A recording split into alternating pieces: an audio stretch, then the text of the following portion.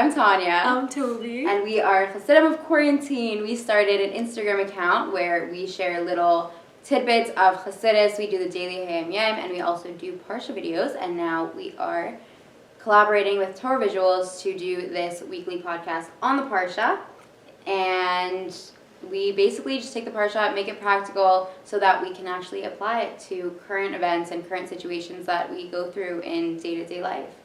Yeah, and let's get right into it. So this week's Parsha is Parsha Shemais, and the Jews are currently in Egypt. They're in slavery, and they are having way too many babies for Paro's comfort. He is extremely intimidated. He is not happy with it at all, and he wants to do anything in his power to possibly stop this from happening. So he goes to everyone's favorite midwives, Shifra and Pua, Yocheved and Miriam, however you may know them, and he decrees or tells them to help get rid of them, drown the babies, and obviously they're not going to do that. And actually even more so, when Yocheved has a baby, she keeps him private and protected, and then when he gets too old, she puts him out in the water, and eventually Paro's daughter sees him out in the water, reaches out. He ends up getting raised in the palace until he was like a teenager. He was probably like getting older. Yeah. And so he goes out into the fields and he has no idea what's going on, and he sees an Egyptian hitting a Jew, and he cannot tolerate that, even though he doesn't really know why, because he's not fully aware of who he is or where he's from, and he realizes that this is a big no-no. So he runs away to Midian, and he becomes the shepherd. He gets married to Zipporah, becomes the shepherd for his father-in-law, and that is, the exciting part. The good part. I was thinking about the entire good part. Okay, so then he goes, and then one day he sees this burning bush, and God tells him to approach, and he is so freaked out, like, what's happening? First of all, who's talking to me? Second of all, what is going on? And God tells him, go to Paro and tell him to let your people go. And Moshe says no, and God says yeah, and there's a little back and forth going on. Finally, Moshe goes, and surprise, Paro says no, he will not let them go. And then after that, there's a series of miracles, or it eventually leads into the story of Exodus, but now we're just getting started, and now the good stuff. Now is like the plot thickens. Exactly. So Moshe, God tells him, go to Paro, tell him, let the people go. So first he's like, me? Like, why? No. Like, there's other people that could do it, but like, not me. And he like really is just not feeling good about it. God's like, nope, like, you're the one. I know you're the one. So he goes. He goes to Paro, and he's mortified. He's shaking in his boots.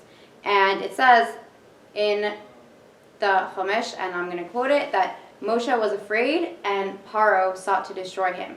So it doesn't seem to make sense, and the Rebbe actually comments on it. He's like, why wouldn't it say that Paro wanted to destroy him, and therefore Moshe was afraid, which would make sense. I would be afraid if someone wanted to destroy me. Like, your reaction as a result of what's going on. So the Rebbe says that it's worded like this specifically to show us that when Moshe doubted himself, when he was actually afraid of a human being, which we know, you're not supposed to fear anybody besides for God, and we try our best, but he was really afraid, and that fear gave Paro the power and the strength to want to harm him. Exactly, and it made Moshe vulnerable, and therefore Paro was able to have those feelings towards him.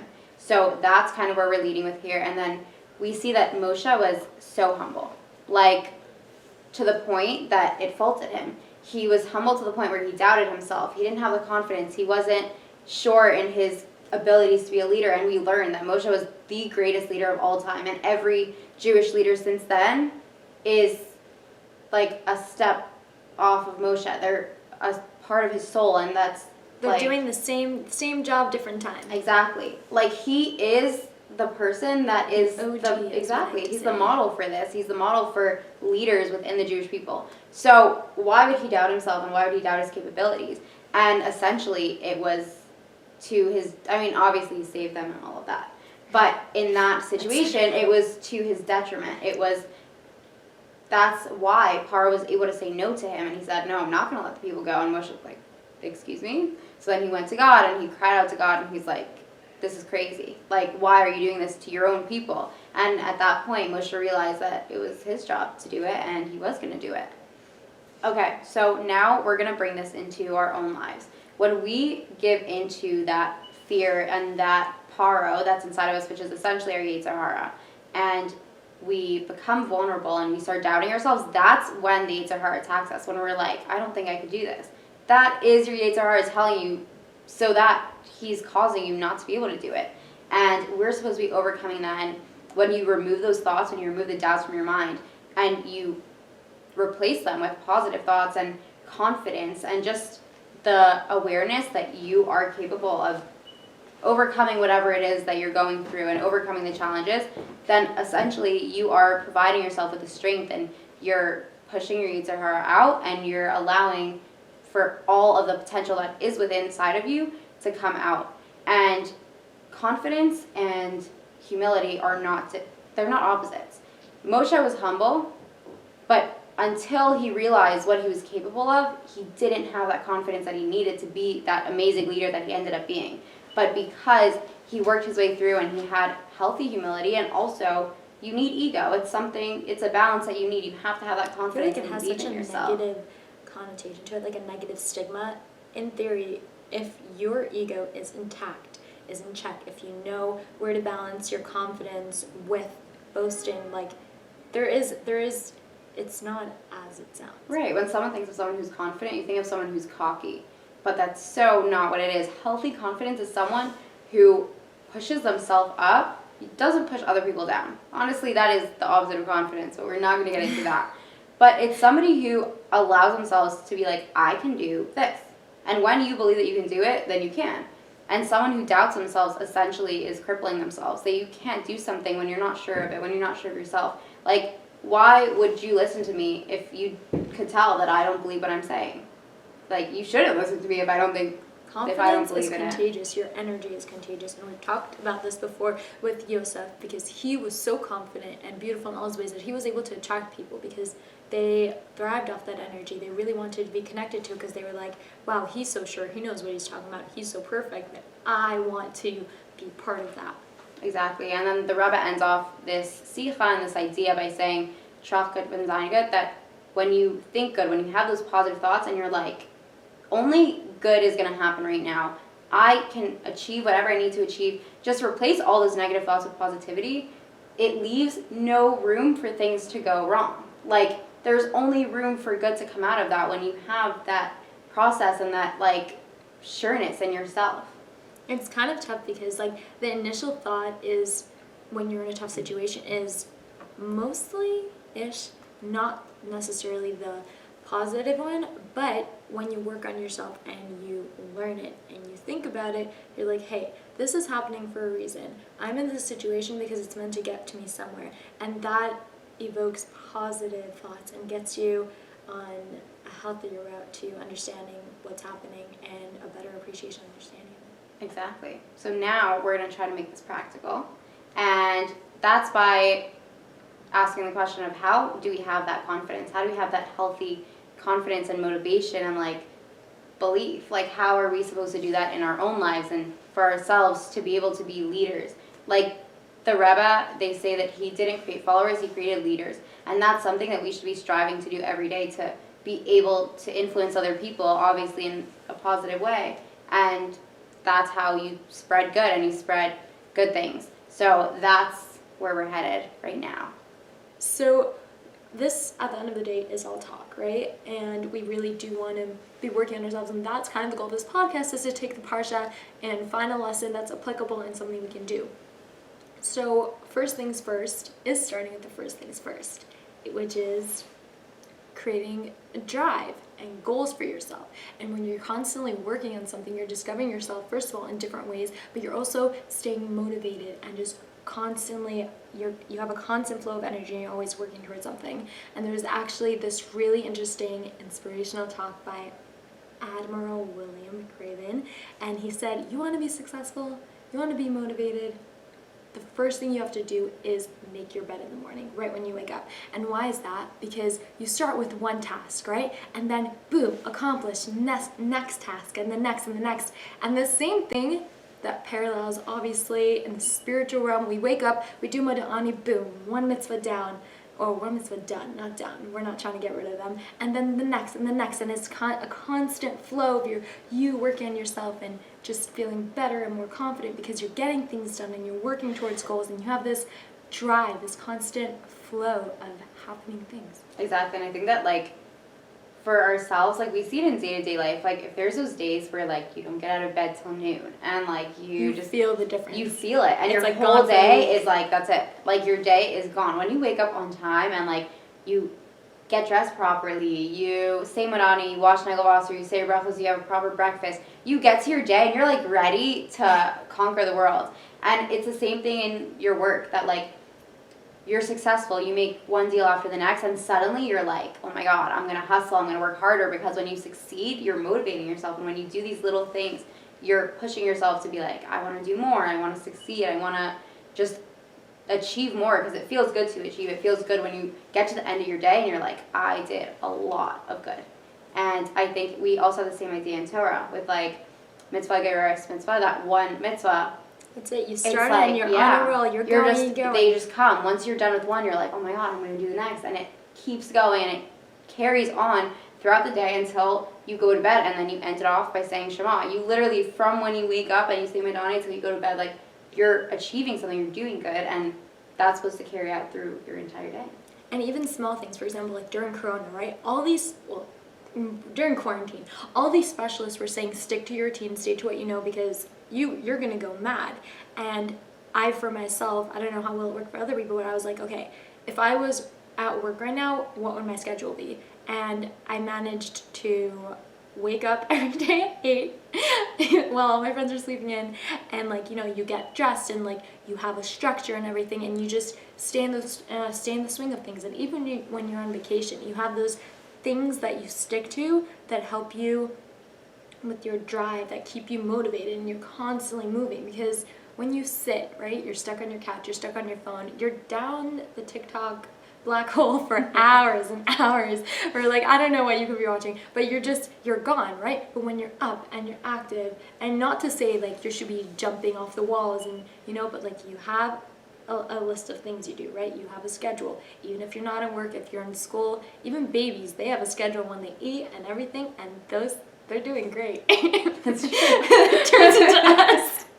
But then it's the same thing, like, on a Sunday morning. If you sleep through half your Sunday, your whole week is just, like, not happening. If you get up, you go to breakfast, you go see people, like, it's your one day off, but use it to the fullest. Like, make sure that every single day, everywhere that you go, you're actually accomplishing something. Don't waste your time. Don't do things that are just nothing. Like, you know? Just do nothing.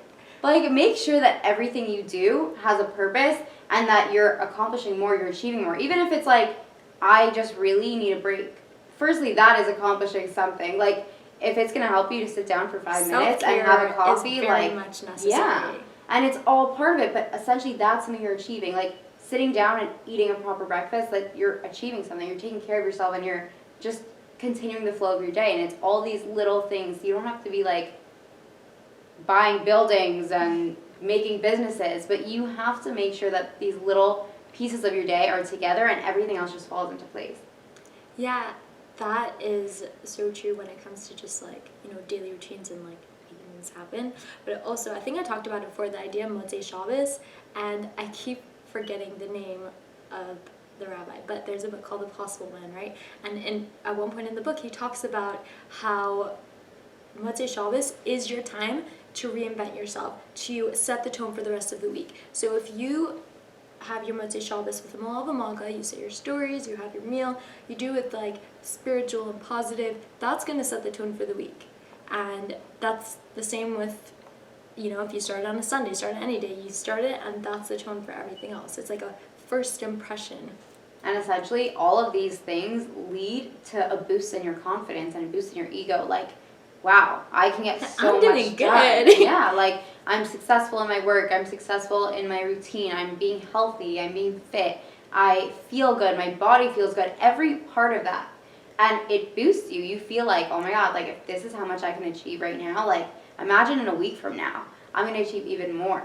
And we also brought up, like, the idea of a cheshbon nefesh. Like, before people go to sleep, like, think about your day. And a lot of people think that that's like, what did I do wrong and what can I do better? Like, okay, obviously that's part of it. What can I do better for tomorrow? But part of that is giving yourself the credit for what you did right. Like, you're doing good. Exactly. Be like, today I did this, this, and this really well. Like, this part of my day was amazing. And acknowledge that and give yourself the credit for that so that when you wake up the next morning, you're motivated to do the same exact thing and to have the same success and the same drive that you did the day before. And during quarantine, I would write lists of things, like the smallest, like most minute things, but then it would add up and it's like, whoa, I got so much done today. And it was like for example, Tanya and I would film the daily Sphere Sa'amar, the sphere of the day, and that would be like first, I was like, okay, check. Next, like, I don't know, do laundry, clean your room, go to the grocery store, like those little actions added up and I was like, whoa, I did so much today. Like, stop for a minute, give yourself some credit. Exactly, and it's true, like, during quarantine, I think a lot of people kind of, I mean, obviously it was no one's fault, but everyone had to take a step back from their lives. Like, no one was working, no one's schedules were on point as they usually were. But, like, some of us, like, I was home, I was doing shopping for my grandparents or my aunts. Also, I was doing Tanya everything. and I took a road trip. We also did that. It was very productive while everyone was locked home. And I think that essentially, like, what you make of that time, like, everyone's like, quarantine. I had an amazing time. I don't know about everybody else. But there's something about utilizing the time that you're given. If you're given that time, if you're given the time, even if you actually have corona, like I just did. Tanya, and tell us I about was it. stuck How was in that the for house. you? And like the first day, obviously if you're sick and you can't do anything about it, like what are you gonna do? And I definitely had those days, but like. But they tell you not to stay in bed. Exactly, Don't feed into it. exactly. Because that's like feeding into your that little like. I was like organizing. I did laundry. I took out my clean clothes and I Guys, washed the the house clean clothes never too. looks so clean. Exactly. I worked out. Like, you need to continue motivating yourself and keeping yourself going, because essentially that phase or that like blah that you feel inside of you, it moves on. But what did I achieve during that time, and what are the things that I'm left with and the things that I accomplished? I feel like I definitely have things like, again, like I kept those lists in like a notebook because I want to look back and realize that like I made the best that I could out of the situation. And even now, when we can't travel and go places, like I just searched up a list and it's massive. You go so many places, like given you have to like sign up for a ton of them. But like just, we always talk about how you make your situation and you make the best of it. And I think I could look back at quarantine and see that it was to my benefit. I don't think I've ever gotten so many things done. And I think it's also realizing that, like, even if you have the days where you're off, like, pick up the next morning and, like, get to it. Like, my Da'ani, make your bed, get dressed, breakfast. Like, you can change everything, and that's when you set things into motion. Even if it hasn't been until now, like, now is the best time. There's no, there was like a kid's song, the quote was, don't put us to tomorrow, something you can do today. And whoever wrote that, you've been on my mind since I heard it as a kid. Because like, there'll be things on my bed, right? And I'll just like shove it to the side and be like, I have to put it away now. Also, like on Shabbos, right? I don't want to sleep in because Shabbos is so short and you want to make the best of the day. You want to see everyone because no one's on their phones, and it's like, now is your time. And it's really like, even Shabbos, like, yeah, it's a day of rest, but also think how much you could get done while you're not sleeping.